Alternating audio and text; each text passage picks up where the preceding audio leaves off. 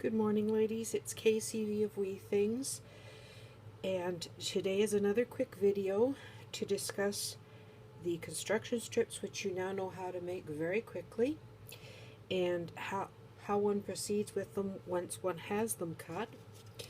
What you'll find is on your construction strips, your score mark has a raised side and a dimpled side. What you want to do, and I found that you get the crispest fold by doing it in this fashion, is to fold towards this dimpled side. So as you're folding them, it has a tendency, because the paper has been conditioned by the scoring, to give you a nice, crisp, straight fold. Now I don't bother to burnish this at this point, because this nice straight fold is what we're going to now apply our tape to.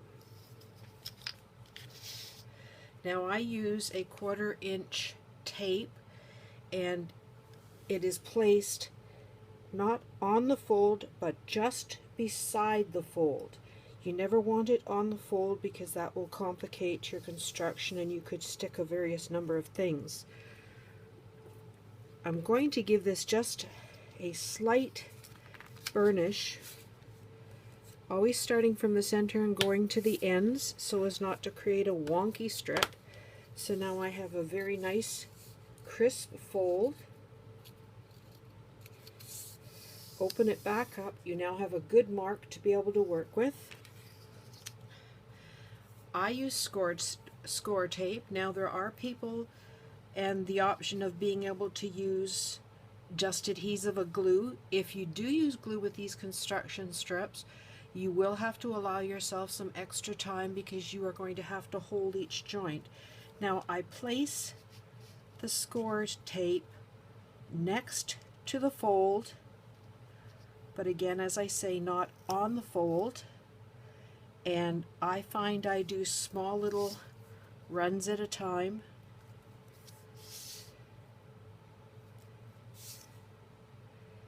Coming off to the end, giving our snip off, turn it around, and again engaging that tape to the strip on the other side. You end up with what I would say is approximately a 1/16 of an inch, and that's where that fold is hunkering in. Now we cut that off. Now as you see, as you see, there is that little bit of a space. So when you're working, you've got a nice clear area to be able to work with. Now I'll give you an idea. These construction strips are used to construct boxes, different sections of the 3D projects that Laura Dennison does that I make. Now here are just 5 really quick pieces that one can do to make a very small box or a drawer or anything like that. I'm using white or the lightish gray with the black so as to be able to show you the contrast of the construction strip against it. Now when you're using them, what you'll find is when you come to corners, you're going to want to have, if a construction strip runs this way and runs this way, you do not want them overlapping here, because that makes for bulk and a very not nice looking project. So what one does is one lays the strip down. To get the measurement, I usually just pinch it with my nail. Take your scissors, cut them off.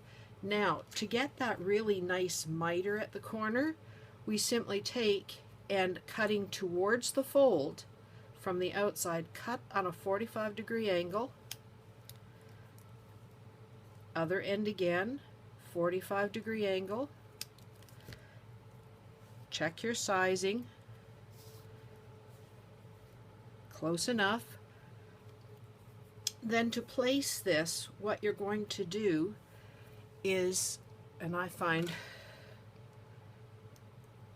I remove my tape with the aid of a knife, is you're going to take and on the one piece you're wanting this edge here to line up with this edge here on your project. So don't try to place it all at once. I find I place the tip down, just lightly secure it, maneuver it into place, and give it a good burnish with your fingers. Or what I found, if it's a 3D project, I take my bone folder and give it a good rub so as to engage the adhesive to both sides of that cardboard and the strip. Now the other thing is, what you'll see is on a lot of projects, Laura will state that she just wants the construction, this corner here, the bottom corner of this cardboard, and the bottom corner of this chipboard to meet at the corners, not to overlap, not to be under. So what you'll find is if you take and you lay down your two items, one butted right against the other,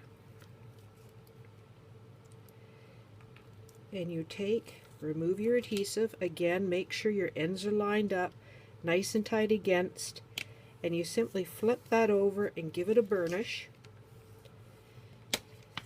If you flip it over, there's the perfect result. It's just there, not overlapping, and you've got a really nice, you've got a really nice corner. Again, I'll show you with the next side. Again, take, cut your strip from the outside to the fold, cut at a 45-degree angle, and the other side as well.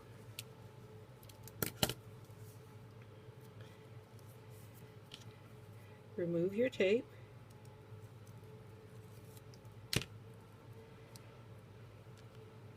Again, I'll turn it this way so you can see. Line that edge up with a construction strip. Grab it farther down. Place it so that you've got a good alignment. You can see how it's just aligned beautifully along here. Give that a quick burnish.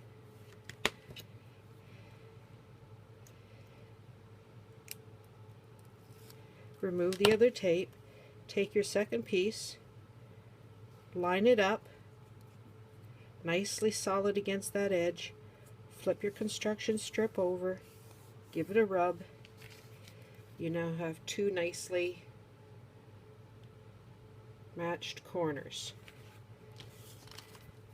You would do the same with the last two.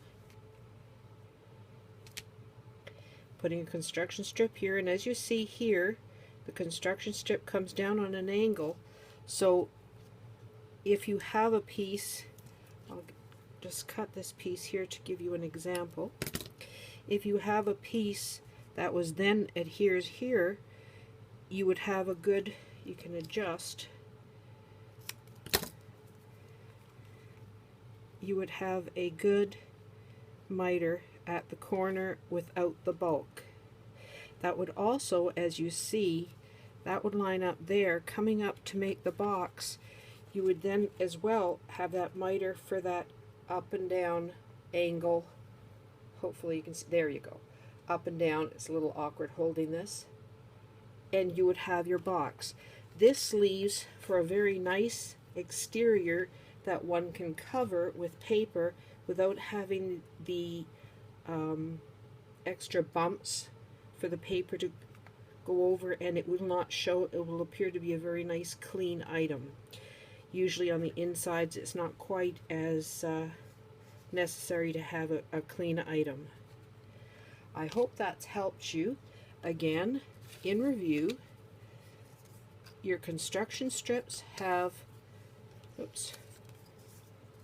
two sides to them, your dimple and your mountain. On your score, you want to fold towards your mountain, give it a good burnish with your hands or your bone folder. I'll just give them a real quick pinch. Gives you a nice crease. Place your tape beside the fold, not on the fold, on both sides.